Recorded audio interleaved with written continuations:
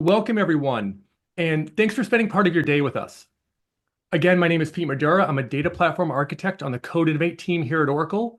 And if you're not familiar with the Code Innovate program, my colleague Aditya will be giving you some information on the program at the end of this event, so please stay tuned for that. Let's first start off by discussing the concept of today's session. Instead of focusing on one or two features, I wanted to take as many common use cases as I could, pack them into a single session, and essentially create a recorded tutorial, which you'll be able to refer to when you're working on your own projects. That said, I'm going to be going very quickly today, so please try to sit back and focus on the concepts and use cases versus every click. I think you'll get more out of the session that way, and when it's available on demand in a few days, you'll be able to pause it as often as you like and focus on each individual click. Let's take a look at the agenda. We'll take a quick look at the data and showcase some of the augmented features in the platform. Then I'm going to demo the workbook that we'll be developing. And then right after that, we're going to go straight into development, covering areas like parameters, time series calculations, and many more. So the clock is ticking, so let's get out of PowerPoint and start looking at the data. All right, so I am in the September version of Oracle Analytics Cloud, and I am an admin in here right now. And I also want to let you know, we are going to be using a flat file or Excel file for this entire dashboarding event. And I did need to preload it in order to utilize some of the new features, including our AI assistant that requires you to quickly index the file before you start using it.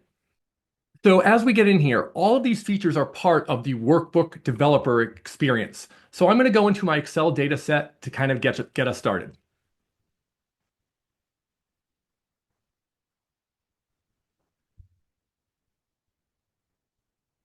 All right, so we are in workbook developer mode right now.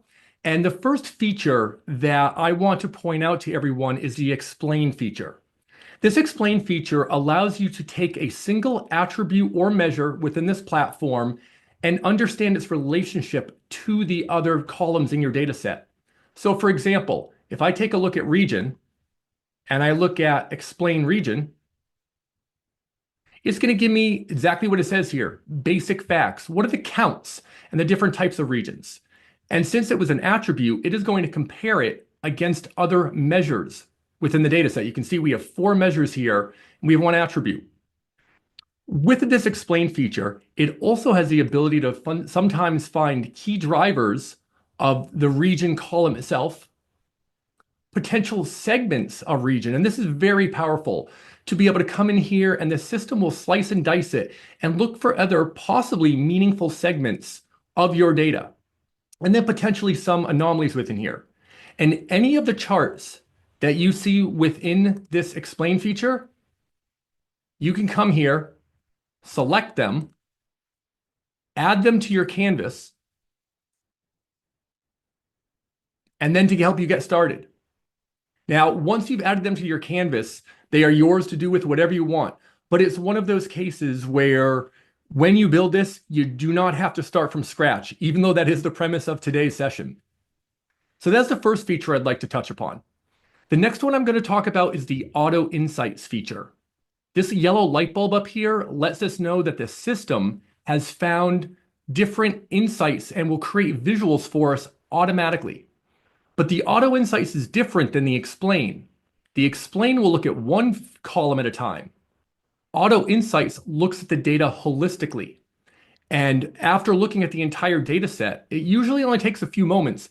It will come back with a lot of different visuals. It will come back with a naturally generated text to explain what the visual is in case you're not quite sure. And just like the Explain feature, I'll start a new canvas. You can select these and add any ones that you think are potentially meaningful to your canvases. Again, some of them you can see they're still running. But behind us, we're going to start adding a few of them to our dashboards. And not only will this will create a forecast, this can create its own calculations, even right here.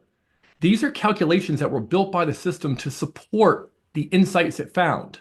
So it's doing a lot more than just visualizing the data. And I'll just add 1 or 2 more. And then I'm just going to minimize this panel for a second. Now, All of these were just created by the system. Now, again, this means you can come in here if you want to learn about your data, you want to leverage these features in here to help you understand. Now, the last one I want to go over very quickly is the AI assistant. This is a new feature. This allows you, when your data set is loaded and it has been indexed, it allows you to converse with your data. So I'm going to ask it a few questions right now, and I'm going to say, what are the top 10 product names by profit? And what it will do, it will analyze your question and it will produce charts and other meaningful responses.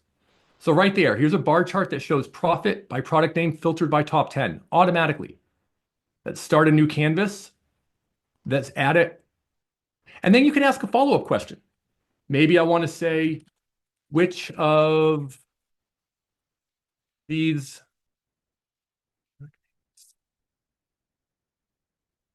has the highest sales?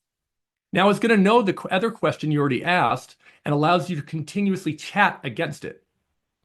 So right there, out of these top 10 profit products, it found the top one in sales. And of course, I can add that to my canvas. And when you want to reset the chat and ask it a new set of questions that are maybe unrelated to this, you can just press the clear assistant history. Now, that was a whirlwind tour of some of the augmented features within this platform to help you get started. And I just wanted to let everyone know that as potentially using this platform that you don't have to start from scratch. One of my colleagues, Rob Scholl, who is actually also helping us out with Q&A today, is giving a deep dive webinar just like this in a few weeks. And he's going to be focused on all these areas and he's going to go a lot slower and he's going to be able to cover them a lot more. So if you're interested in registering for that webinar, we're going to put it in the chat right now. If you really want to focus on some of the augmented features. I just wanted to make sure people knew that you don't have to start from scratch if you don't want to. All right. Now, let's take a quick look at the dashboard we're going to build today. I don't need to save this.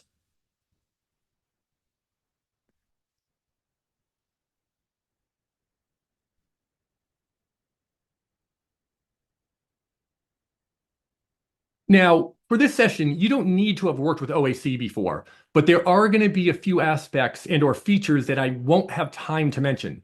And that's only because I couldn't fit everything in with the time I have. If you find this webinar useful and would like us to take a deeper dive into Oracle Analytics Cloud, we have dozens of other videos on this platform on YouTube under Oracle developers. And we'll provide several links when we post this video in a few days. So let's take a look at what we're going to build today. So we have a workbook here with multiple canvases. As you can see, I've kind of formatted the top a little bit, put a logo in there. We have some nice KPI tiles with some spark charts in there. We have natural language generation chart over here, scatter plot, a regular filter. But now on this page, what is most exciting is the ability to use parameters in the system to dynamically change your visuals. If you focus on these two visuals right here, you can see sales by ship mode by year. And unless you need to create a dashboard page that only focuses on sales, you can build dynamic parameters and calculations to change the underlying data sets or the underlying columns being fed into the visualizations. For example, maybe I want to see this by segment. So no longer are we using ship mode, we're now using segment. And maybe I want to look, maybe this one instead of year, I want to look at it by quarter. And maybe I want to switch this to a stacked bar. And now I want to focus on quantity. So I'm going to help you today build out the mechanisms to be able to build these dynamic parameters and calculations to really maximize the space you have on a dashboard page. Next, we're going to be looking at parameter binding. Parameter binding is all about having objects within the platform that you can associate some of the properties to and have dynamic controls. For example, these two charts, I can control them up here through this top-bottom set of parameters. So if I just type in 10, they're both going to be affected by this. And of course, I can switch them from top to bottom. And what if I'm focusing on a state, but I want to see the top customers by that state? Well, we're also going to show you how to do an active filter. So if I focus on Kansas, I'm going to look at the top customers, or let's switch it back to top and maybe go back to 20. And let's just take Pennsylvania. And now those are my top customers by Pennsylvania. So we're going to build this out in the session too. So this will cover parameter binding and some active filters. For tables and pivots, which are still one of my favorite visuals, we are going to do a few different things here. One of them, we're going to show you how to do quickly a percent of column without using any calculations. Next, I'm going to show you how to do a time series function where if you want to do month over month, year over year, quarter over quarter, I'm going to show you how to build up this calculation very quickly to get some very powerful time series calcs for your different projects. And then we're going to be covering a pivot really quickly, and I'm going to be showing you how to add some conditional formatting, setting some properties, and using this new type of conditional format here. When you really want to get the attention of your consumers, this is a new note type conditional format that we're going to build within this session. Next is applying statistics. Now, we have a lot of different built-in statistics in this platform that are just a single click without having to write any code or complex calculations. And I'm going to cover these and make sure that all the users know how to use them and some of the other hidden tricks within this platform. And lastly, whenever I build dashboards, I do like to have a dashboard that's kind of a free-for-all where you have most of the raw data where your users can come here and slice and dice. But where these dashboards or pages come in most handy is when they're working on other pages and they want to dive deeper. I want them to be on a different dashboard page, but drive some of the filters they're looking for into this page. For example, let's say I come in here and I'm looking at Tennessee and I want to focus on Tennessee, but I want to look at in more granular detail. I'm going to show you how to set up a data action that says view state detail, drive it into this page, and have it filter this entire page for the values that I'm bringing in. So that is one other feature that we're going to be building today. Hopefully we have time to get through everything today. So I would just say sit back, again, focus on the use cases that we're trying to cover instead of every click, and know when this comes out on demand for viewing that you can pause it as many times as you want. So I'm going to get out of this environment.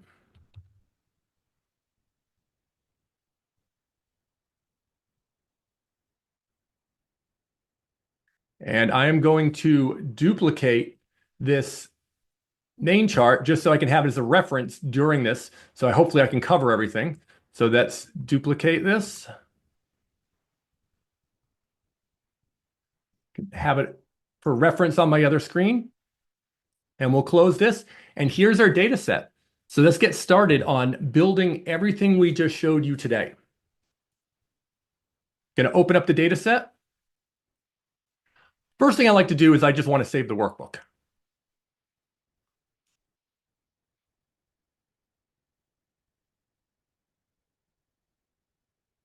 All right, so we got it saved. We'll rename our first canvas by just double clicking on it down there. I think this was fun with parameters. All right, so let's bring out some of the elements on that first dashboard. And I will bring over the dashboard occasionally to give you a reminder of what the pages look like. I know on this page, I need a few types of visuals. I want a bar chart. I am going to want a tree map. I'm going to definitely need a dashboard filter for my parameters to do my column swap. And then we're going to want another dashboard filter up here. So let's start off really simply. We have a filter up here. Let's add a few things to the filter. And we can multi-select here. Now, I prefer to use these dashboard filters versus the canvas filter up here because they have a few more properties and you have a little more control over them. So let's say update a few properties on this one right now. I'm going to come over here. I'm going to center it. I am going to give it a little more color. We'll go to the background.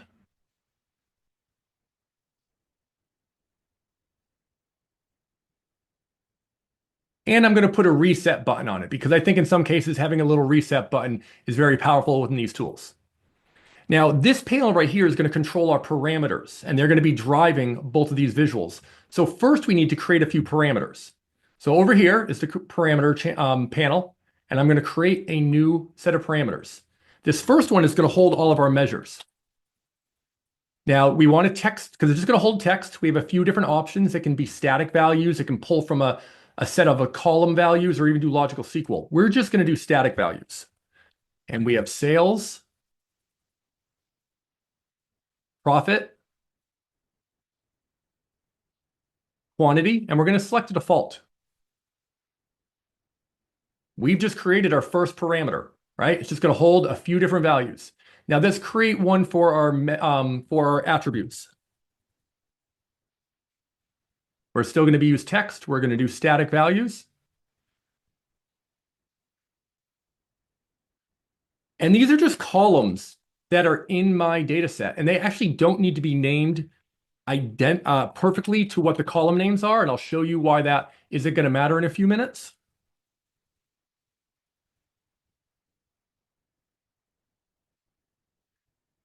And we'll pick a default. I want region. All right, we have two parameters, and then we need to create one more for our dates. Now, again, it's not holding a date field because these parameters can have different data types, but we want the user to be able to select between year, quarter, and month dynamically. And we'll default this to year. All right, so let's take a look at these. Let's drag them over to our dashboard filter. So there's our measures, attributes, and dates. So they're not hooked up to anything yet, because first we need to create calculations to drive those values into the visuals. So we'll come over here, we'll create a calc. And first, I like to call them swapping, because you're really swapping data. So this is going to be called my measure swap.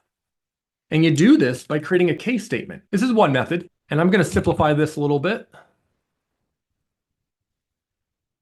I like to do this a little bit easier to read when I'm writing out calculations sometimes. So in the case statement, we want to call the value of the parameter. To do that, you just press the @ sign within here, and it will give you all the parameters. So we want to look at measures. We'll give it a default. So when the parameter equals sales, I want you to show the sales column from my data set. And we're just going to do this a few times. When profit, then, but make sure to select this value. You can see it's black right there. If I don't select the value as I'm typing, it will not work. So just make sure to select the option, and you can see it changes to blue. And then we'll do when quantity. Now those have to match up to your parameters. So that's where the names can be different. As long as the parameters name this, you can map it to anything, any column name you want. And that's it. We've just created a measure swap that these parameters will cycle through the different parameter values that I've given and then switch out the columns that are going to be used. So let's create one more. We're going to do the same thing. This is going to be our attribute swap.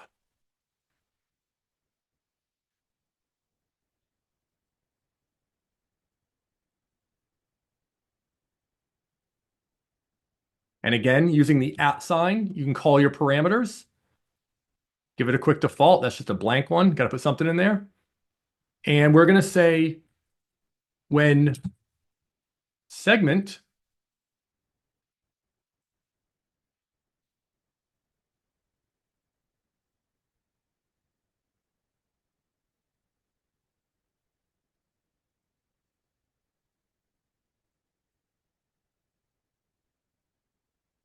and only a couple more, and then we'll be done here.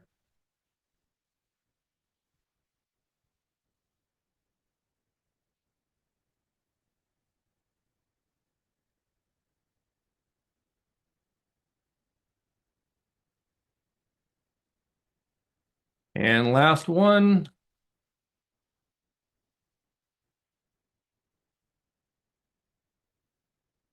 Done. Validate. Now we've created two calculations. Let's test those out real quick and see if they work.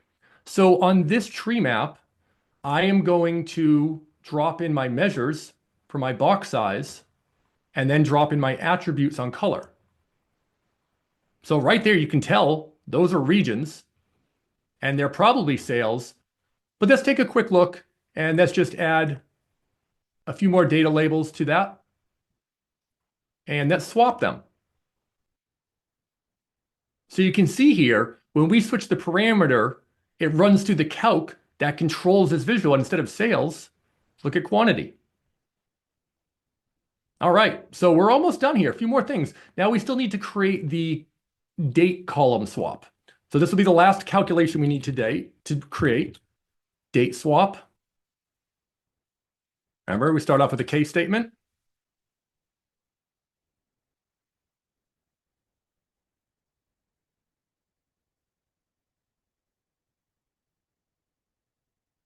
And we're going to say at, pull up our parameters, dates. So when it says year, well, what if you don't have a dedicated year column? Well, this is where you can use the date parts and just drag over. Oops, let me undo that. Put the cursor there, drag over year. When quarter, then I'll pull over my quarter date part. So you don't have to create distinct columns for all of these. Then month. We'll give it a default, validate. And now we can do our bar chart at the bottom. So for our bar chart, we are going to say for our values are going to be our measure. For our category is going to be our date. And for our attribute is just going to be our color. So right there, and now let's look at both of them in action. I'm going to switch back to sales. You can see they're all changing. I'm going to go to ship mode. And let's look at it by quarter. So we'll only change this one down here. All right, let's put just a few. All right, and we'll just format that currency really quick. Make it a little more readable. Okay, so one other thing I would like to do here is the controls here. There's a better way to show these because they don't have a lot of values. And this is going into the filter type and changing it to radio buttons. So you just have to go in each one. And now it's probably starting to look a little bit more like what we originally created. And lastly, we can just center this. Perfect. So of course, the filters are all working across all of these.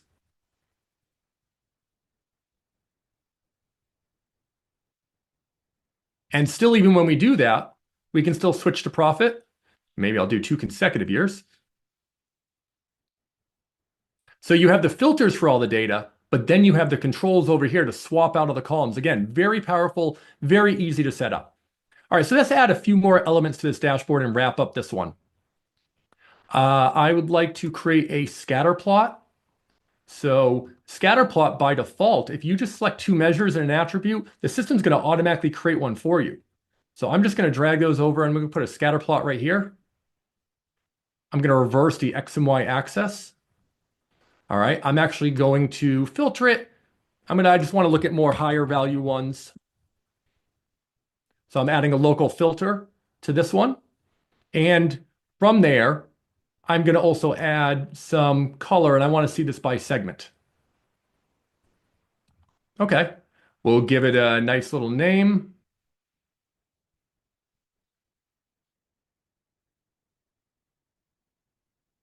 Next, I want to create a language narrative chart. Well, language narrative down here under more, I can say language narrative. I'm going to drag it right there. And what do we want to analyze? Well, we can just say region and sales. And there are properties. This is no different than a pie chart. You just go into properties and maybe you want less text. Maybe you want it, instead of a breakdown, you want a trend. So as you can see there, and this is completely dynamic. Let me undo and clear these years out. This is going to rewrite and re-render just like every other chart on the screen. All right, so we only have a few more elements on this page to do, and then we're going to actually just do a little cleanup. Next is doing some KPI tiles with Spark charts. So the default behavior is if you have a measure, just drag it up there. It will automatically create a KPI tile for you. But if you didn't know this, this category column is available for these tiles, and you can drag any attribute in there. I want to drag quarter. There's my spark chart. So let's just clean that up a little bit. So I'm going to come into properties, and I'm going to say top center. I do want to align with area. I'm going to change the color a little bit. I want the position to be below on the spark chart. The width, I want to stretch. I do want high and low marks. And these are these little dots that allow you to kind of really still make these interactive for the user. I want a reference line. And I'm even going to add a description because in these cases of spark charts, a lot of times the customer or your user won't know what attribute that is. So I'm just going to put a description in there and I'll change the color just a little bit. So right there, chart, maybe that's a little too light. So chart denotes order date by quarter. And now I just copied and pasted that. I use my keyboard. In case you weren't aware, you can use Control-C, Control-V on your keyboard to copy these, which makes it very quick. You can also use, there is a edit, duplicate, or copy paste here, but I like to use the keyboard. It's a little easier for me. And let's just swap out a few of these. So instead of sales, I want to see profit.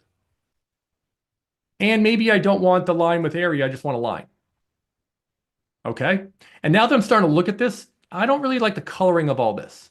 I'm going to go to Workbook Properties. I'm going to change my theme to a different color. You can create your own company color themes if you want.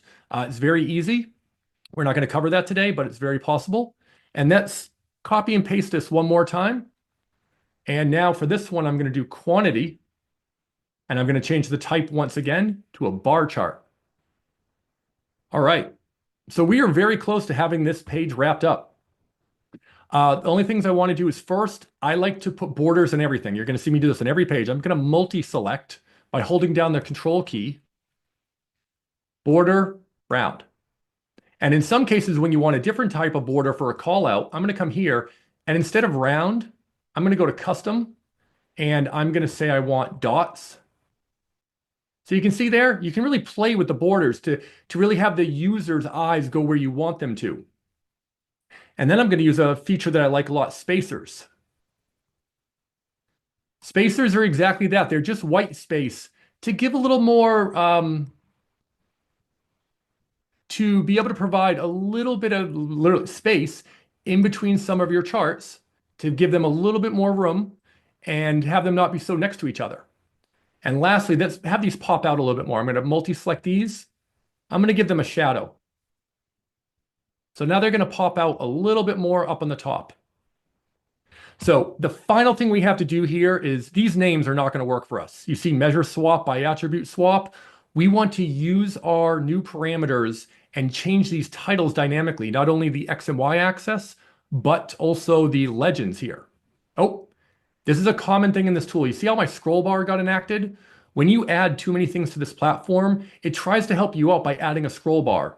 But if it ever does that, just go to Canvas properties and force it back into screen. Now everything will be forced into one screen. Even if it doesn't look good, it will still force everything back in there. And that is actually what I want for this. So let's go ahead and just swap out these titles. Easy way to do that in the calc, you can type it out by hand, but I just grab the parameter. This is how you call the parameter. So I'm getting the measure one. So let's come over here to the title and see measure swap. No syntax, I just copied in there. And there you go, profit. Let's switch it. Now it's sales. So let's just add that everywhere. So I also need to add that on the legend title. Here's my measure. Down here, I have to do it on this title. Measure. And even right here on the value axis. Custom. So now I've just dynamically made all of these pulling the variable name. So let's just do the other ones really quick. Let's do the attribute. And we'll come back up here. And see, all you can do is just place it right there where you want it in the text. And if I go to the legend, okay, now it says ship mode. And come down here, go to the title.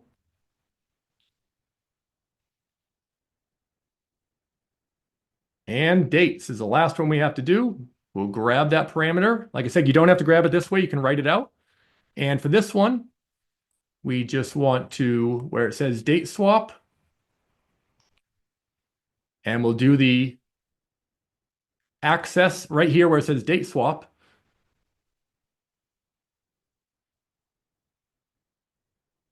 And I want all those titles just to be bold. Okay, so here now we have a working dashboard with dynamic parameters that are, again, going to swap in and out, and all the titles, the legends, and the accesses will reflect that. So in only a couple minutes, you can add this very powerful feature to your platform, all part of this system. All right, let's go ahead and save that. Let's move on to the next one. This is parameter binding.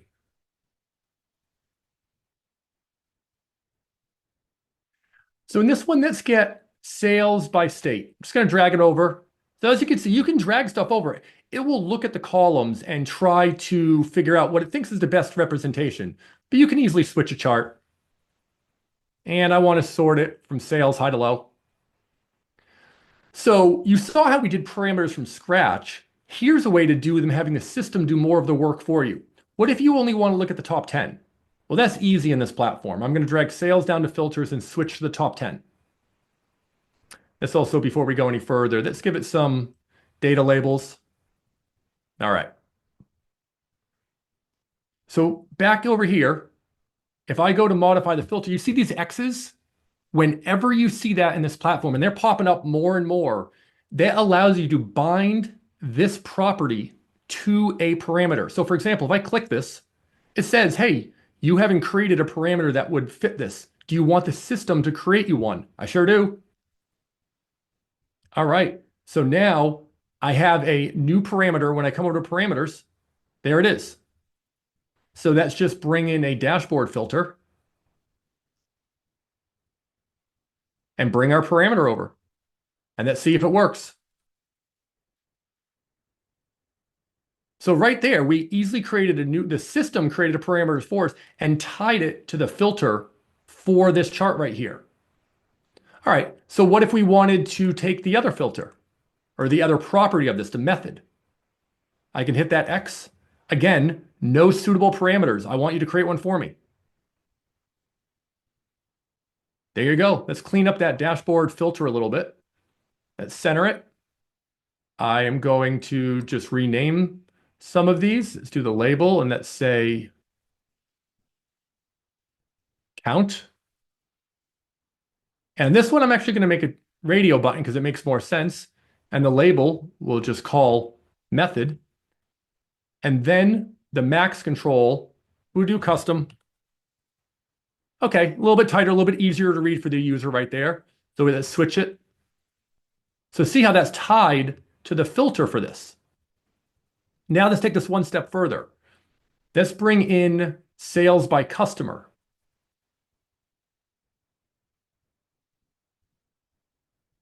And again, I knew what kind of chart it was going to do, but I do want the same type of chart. And of course, we're going to sort high to low. Now, when I come here and I drag this to the filter, top, bottom, see, and then you see here even a range. You can do that. So whenever you see that X, it means you can associate a parameter or bind it to that property of that filter. So once again here, let's do count. So when I do 20, sales isn't affected because this parameter is not bound to this one. But if I come here and I say, see, now we have a filter. So I could still create another one if you wanted it independent, but I'm going to now tie this one.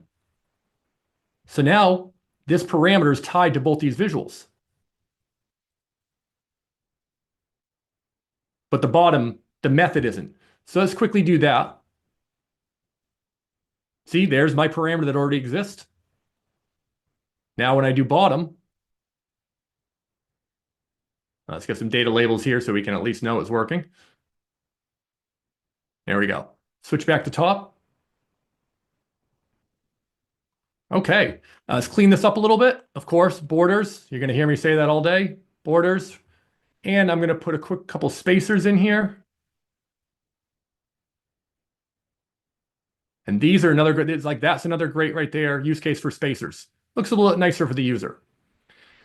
Now, what if you want to, as you saw during the demo, you want to select a state, but you want the customers to react to it? All you do is select this option. It's called use this filter. You can also right click, use this filter. And when you do that, this becomes the active filter and everything else will adjust. It couldn't be easier. And you can turn this on and off for users, and you can even allow users to turn this on and off. But yeah, I think at this point, this kind of fulfills this dashboard page. So I'm going to go ahead and save that. I don't think there was anything else I needed to add on that one. No, I think we're good for right now. Let's move on to the next one. Tables and pivots. Again, one of my favorite, tables and pivots. First, we're going to show you how to do percent of. So let's just get year, quarter, sales. I'm just multi-selecting. I'm going to right click and say I pick the visual I want. I want a table. All right, let's clean this up a little bit before we move forward. Let's go to properties. Let's give it a total, the bottom. Let's give it subtotals.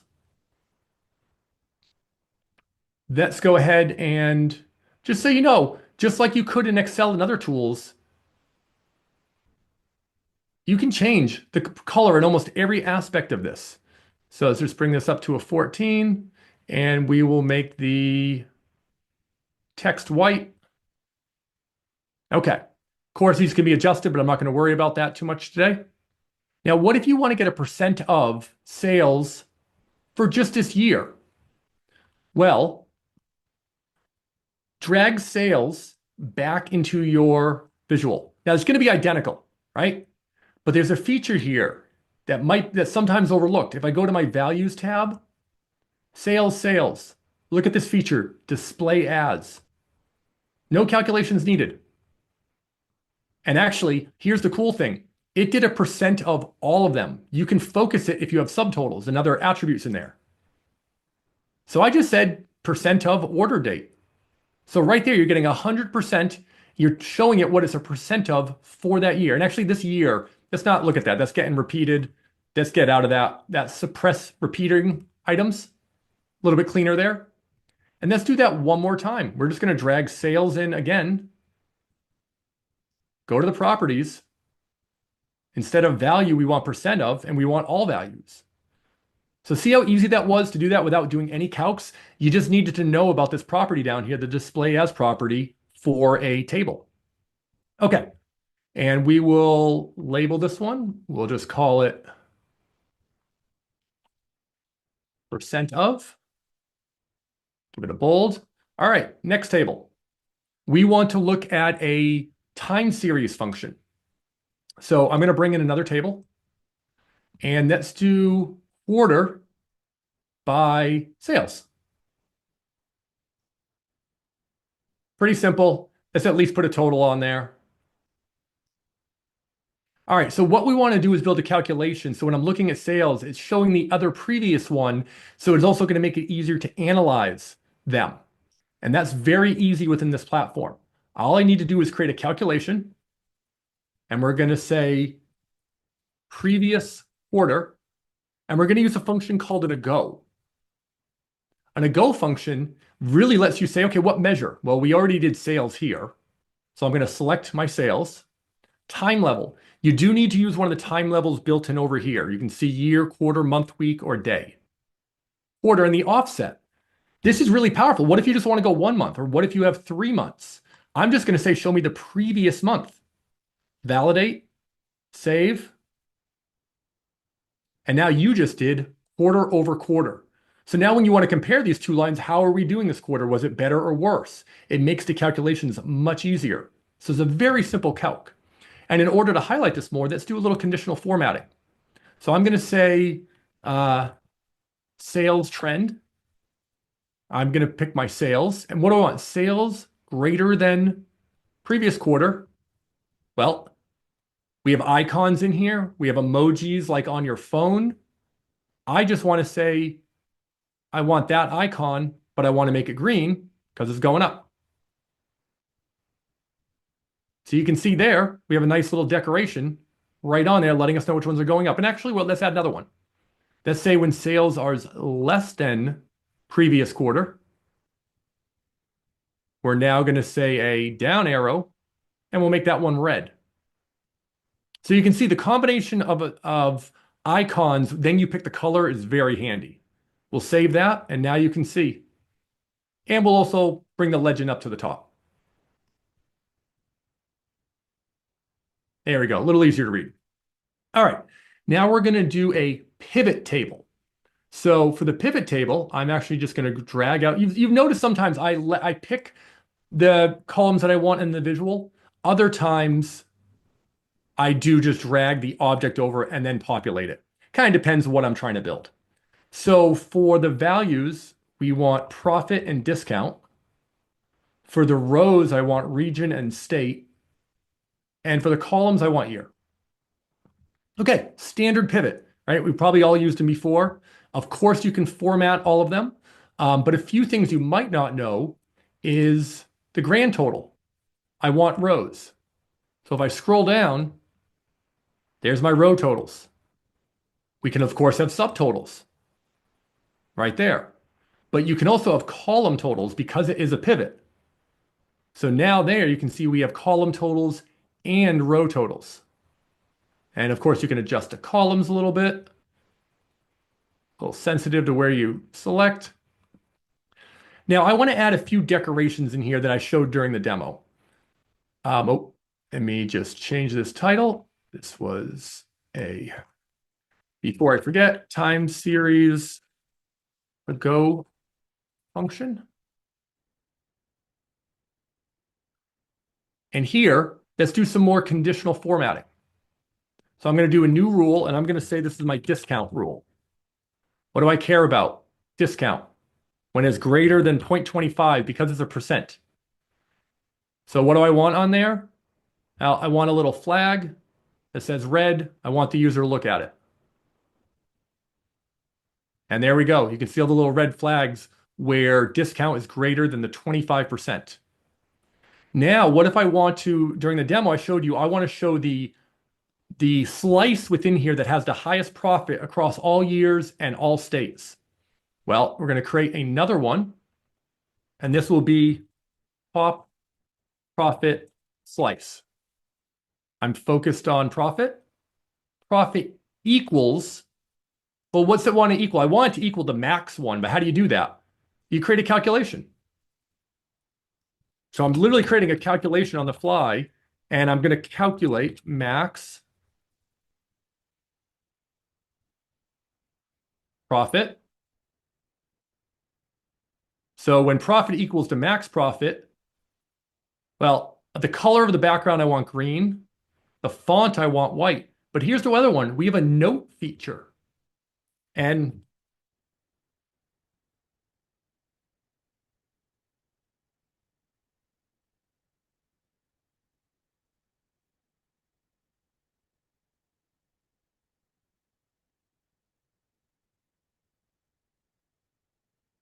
when we go and find that, there it is. And this can work. It doesn't have to just be one value. If there's multiple values it meets, it would have lines to all the values.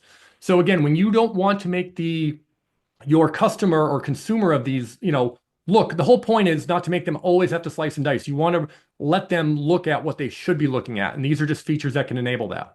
So once again, borders. I love my borders here. All right, done with this page. 2 more, and we're doing pretty good on time.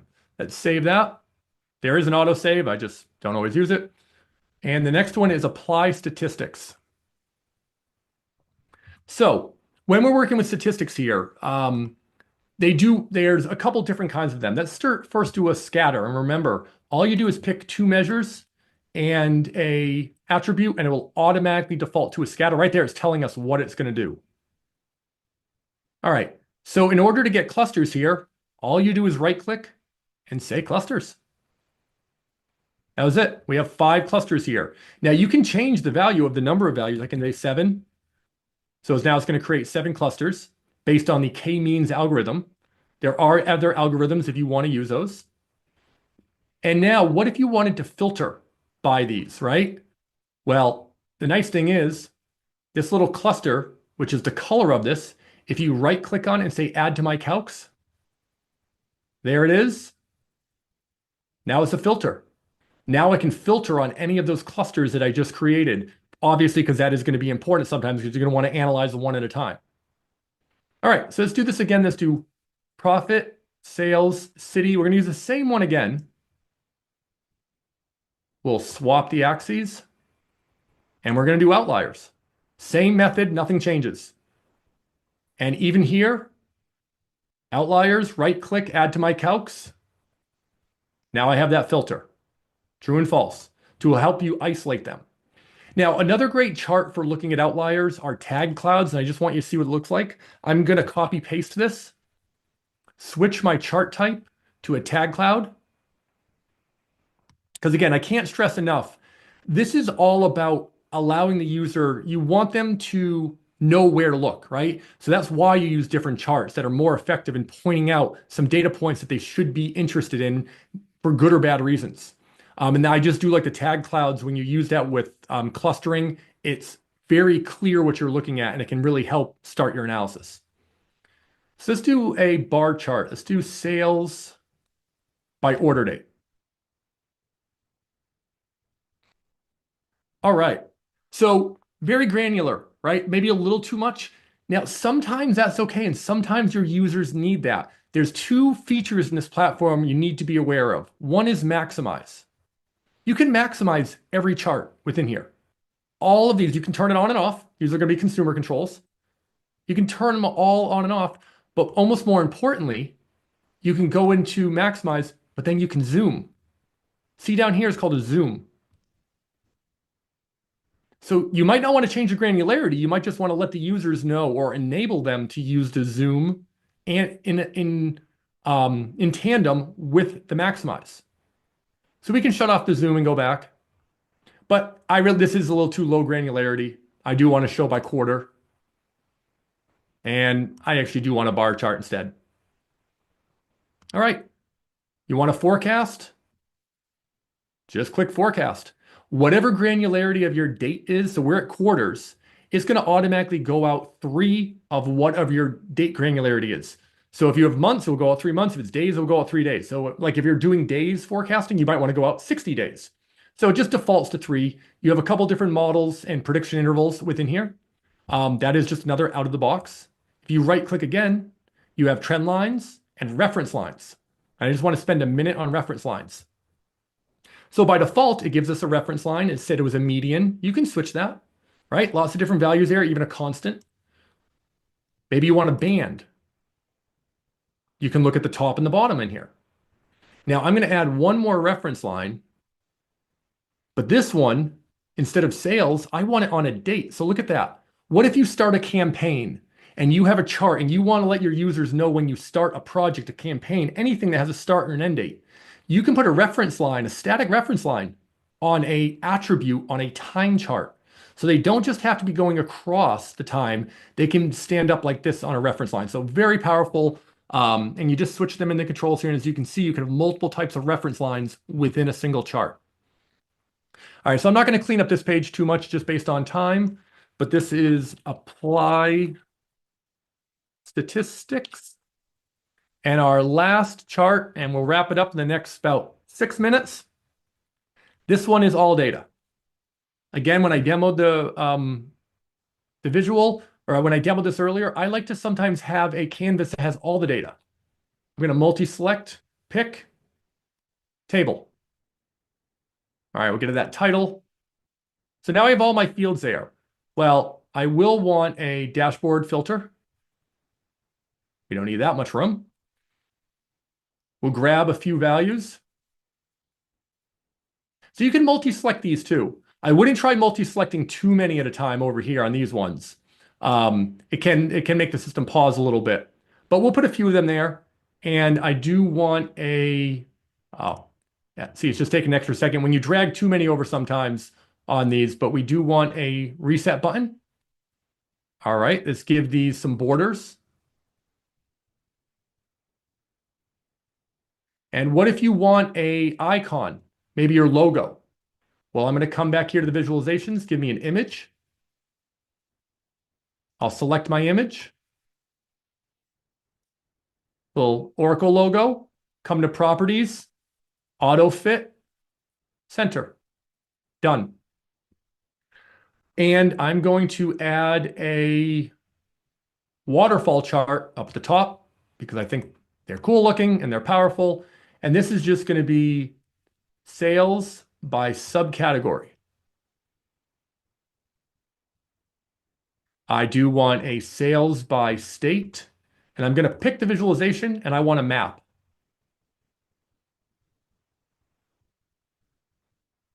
And on that one, I'm going to remove the legend, none, and I don't want a title to give it a little bit more room. And one last piece I want to put on here. We talked about KPI tiles before, right? I'm just going to drag it right up here. But did you know on these, you can stack multiples?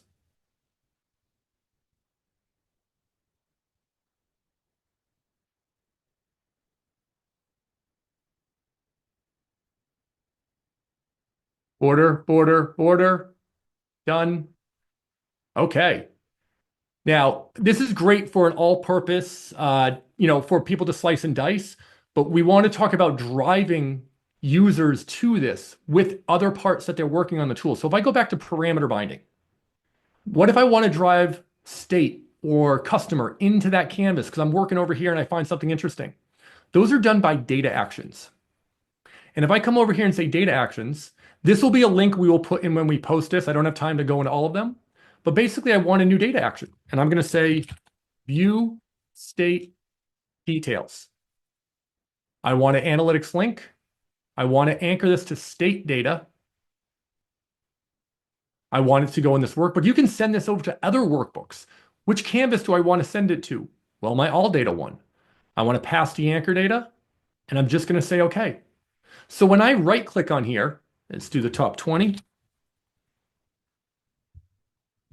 And I right click here, see that view state details appears. When I click over here, it doesn't appear because it only appears when I have a state column in here. Now, when I click it, it is going to drive that. See, it drove New York right in here. And if I go back one more time and I do Tennessee purposefully, view state details, there's Tennessee. And oh, look at this one, conditional formatting, discount. I want to apply it here too. There's my little red flag. Once you create a conditional formatting, you can actually create it in multiple places. So you don't have to recreate them for everything. All right, one more minute and we're going to wrap this up. Let me save this. And that's just polish off with consumer controls. I'm going into present mode, right? So to get it to look like the way I originally presented it, this is how you control what the user can do and some of the formatting. For the style, I want top tabs. I want my pages at the top. You have that ability. So I can basically select top tabs. For the title, I want workbook name and the canvas name to appear up here. For the font, we can, of course, increase it a little bit. Maybe I want to change the color of it a bit.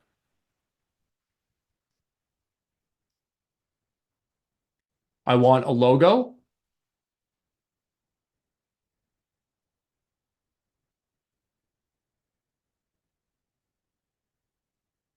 And we're just going to make the background, oops, click that twice. We're going to make the background white. System's taking a second down here. You can see it's rendering and creating bitmaps of all of these screens to be able to show. So sometimes the system takes a second to do that. So let's make this white. And lastly, I do not want them to revert. Maybe I don't want them to export. I do want them to change visualization type. And maybe I don't want them to export or copy data. And I definitely want the filter bar off. Let's save it and run it. So here is our entire dashboard that we built in about 35 minutes. We already know these are working. We'll just kind of go through them quickly. Here's our parameter binding, our tables and pivots, our apply statistics, and our all data. So that's really it for me. So in closing, I just want to thank everyone who attended today. I truly hope you learned something new and it was a good use of your time. My goal was to pack in as many features as possible in the 30 or so minutes I had to develop, of course, knowing that this was going to be recorded and hopefully a good reference video for current and future OAC developers. Thank you so much. And now I'm going to pass it off to my colleague Aditya to talk about the Code Innovate program. Perfect. Thank you. Thanks, Pete. So, hello, everyone. My name is Aditya. I'm also a part of the Code Innovate team, specialized in application integration. But just over here to give you a overview of what the Code Innovate program is. So when we talk about the Code Innovate, just to start off, I wanted to give an analogy. So if you've ever been to Legoland, there is a class called a Master Builder class, right? Where they give you disassembled pieces of Legos in a Ziploc, without any instructions, right? You see, there's no pamphlet. And then you're supposed to build something like a penguin out of these, right? Now you don't have instructions, you're new to this, so it's difficult, right? That's where this gentleman in the green t-shirt comes into the picture. He's called the master builder. He guides you through the process of, putting a Lego piece on top of this one, and just kind of guides you through which one goes on top of which, and helps you build these beautiful penguins at the end, right? So in a nutshell, Virtual Code Innovate is basically that, right? So it's a hands-on introduction to OCI cloud services, right? So IaaS or PaaS services, most of all, we help and we cover. It's a week-long event, so starting from Monday to Friday, 4 hours each day. You can choose the time slot, right? Mornings, afternoons, midday, whichever works best for your team. During that week, our engineers work with your team, right? So we assign specialists. So usually we have a 1:4 ratio. So four engineers on your side, one specialist from our end. And this specialist is on with your team 4 hours each day. So that facilitates rapid knowledge sharing, right? We're discussing ideas, we're discussing best practices, we're discussing how do we do this, how do we do that, right? All sorts of things. And the main aim here is to leverage your use cases, right? Instead of us giving you canned demos and then live labs, which are nowhere near your business use cases, what we ask is you bring your real life use cases, and then we try to narrow it down so that it's achievable within that 1 week sprint. And then of course there's no cost involved, of course, if the minimum requirements are met.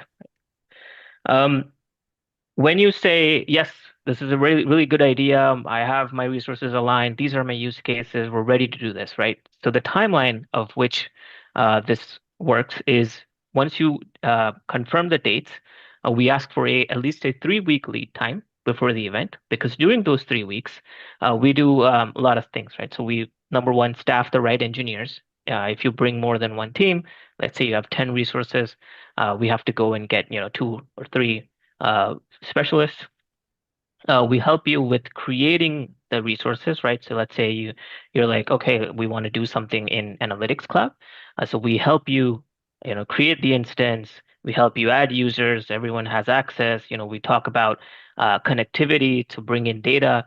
We help with all that, right? So on day one of the event, everything's connected. Everyone's ready with all the right roles, and we just get into the development, right?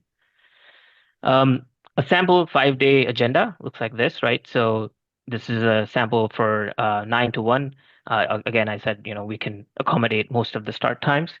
So day one, we come in, we do icebreakers, we do ideation, but then major chunk is code development, right? So as you can see in day 2, day 3, day 4, even in day 5, we spend a lot of time developing on your use cases, right?